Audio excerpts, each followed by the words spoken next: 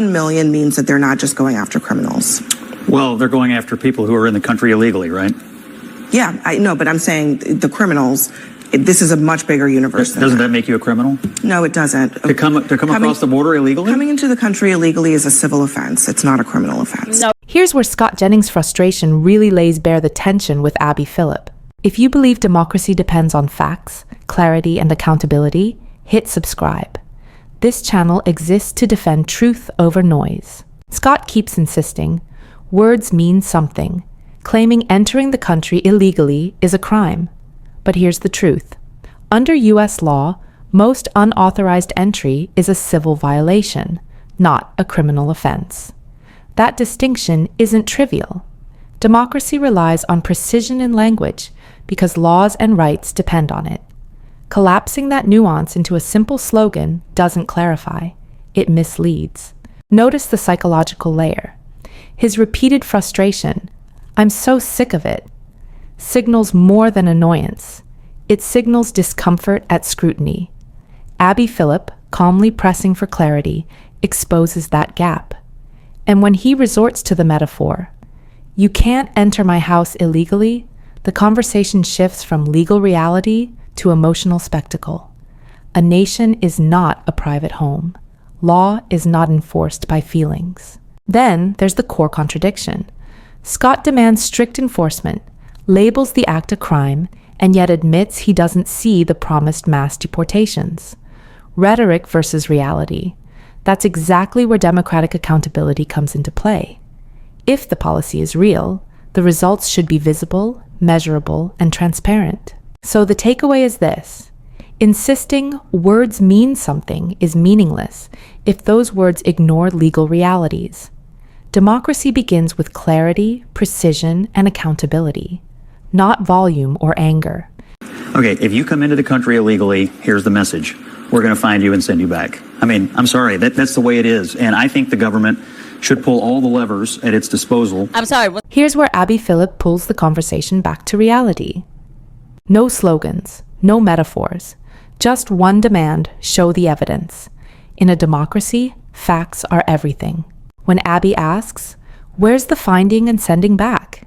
she isn't interrupting for drama. She's enforcing accountability. Scott Jennings leans on rhetoric and presence, but democracy runs on proof, not bravado. The contradiction is clear. Scott points to agents on the ground as evidence.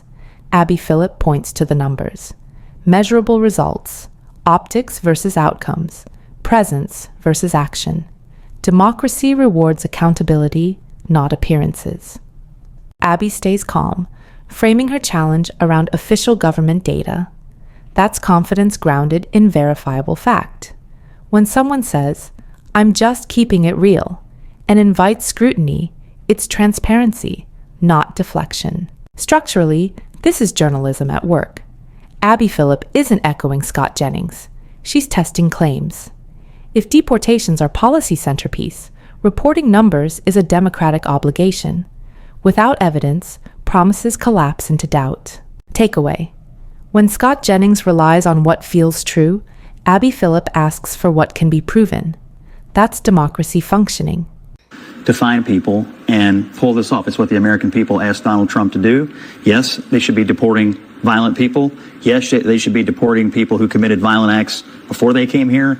But at some juncture, if you're going to allow any illegal immigration at all, the message then goes out. Just get here. It'll probably work out for you. That was the last administration. This is a different one. Jump into the pool full cannonball on affordability. Yeah. You know why? Because, University of California, Berkeley, not exactly known for its conservative-leaning professors.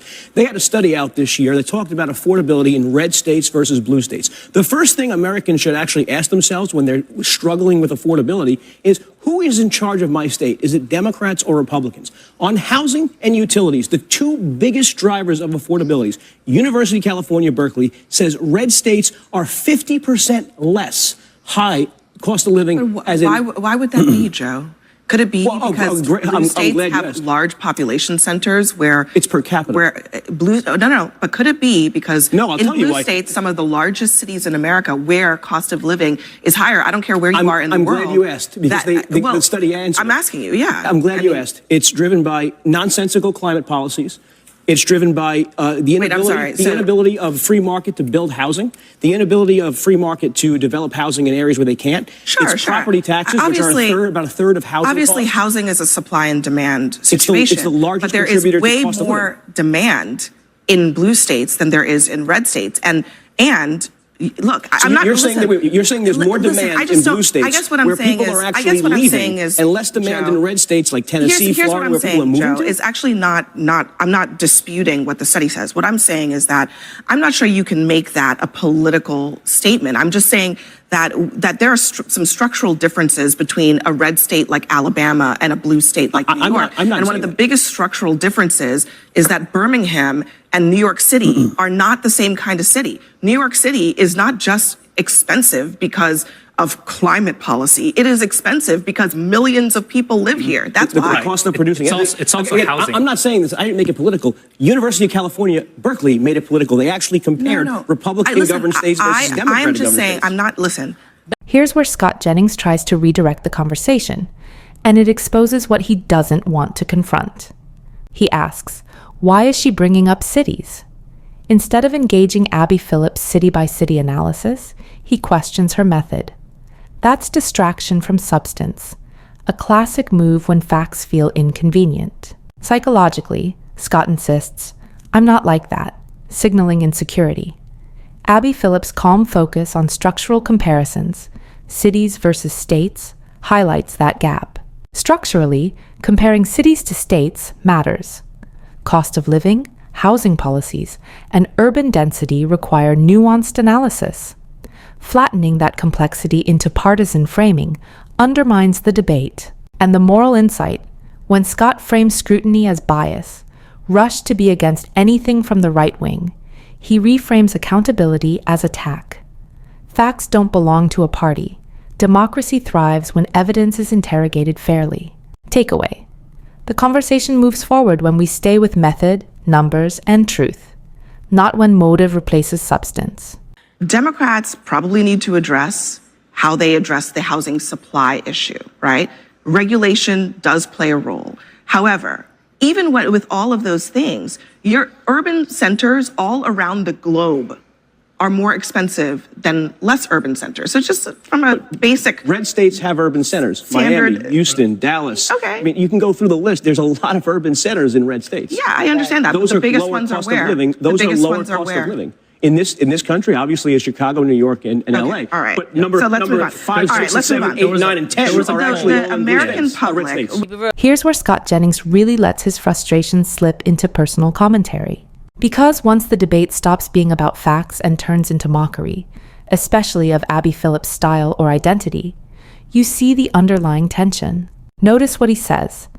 Stop letting these women talk to y'all like this. That's not analysis. That's displacement. He's annoyed not with the argument, but with being held accountable by Abby Phillip and her colleagues. Laughter and exaggeration become shields against scrutiny. And in a democracy, when critique is met with dismissal instead of engagement, the conversation loses its structural integrity. Psychologically, this is telling. Scott claims he wants raw truth from both sides, yet he immediately undermines Abby Phillip by questioning her reach and her platform. That's selective objectivity. You can't insist on truth while simultaneously discrediting someone simply because their role challenges your perspective. Structurally, this is a key point.